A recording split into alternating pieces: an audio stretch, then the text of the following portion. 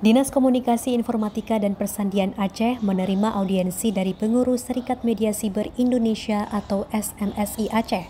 Kegiatan berlangsung di kantor Diskominsa Aceh pada Senin 27 Oktober 2025. Pertemuan ini membahas beragam isu strategis di era digital, mulai dari tantangan maraknya hoaks di tengah perkembangan AI atau kecerdasan buatan, hingga upaya memperkuat literasi digital dan keterbukaan informasi publik.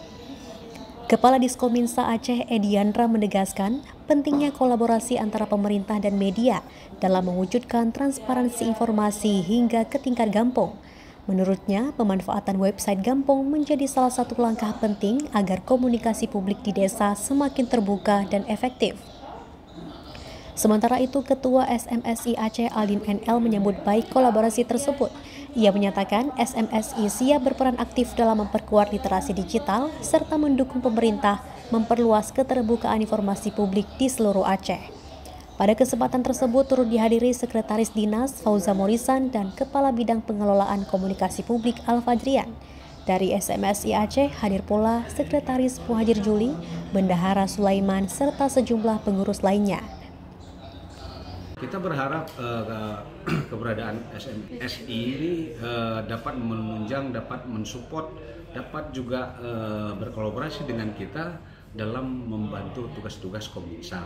Seperti yang kita rapatkan barusan itu salah satunya yaitu setelah kita evaluasi masalah digitalisasi Gampong.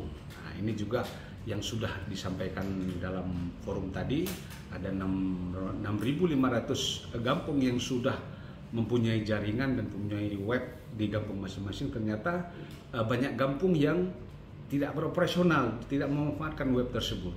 Oleh karenanya mungkin salah satu juga peran kawan-kawan dari SMS ini juga bisa melakukan pendampingan nantinya untuk mendampingi dinas untuk memberi pembekalan atau mengajarkan kembali bagaimana mengoperasionalkan web yang sudah kita bangun.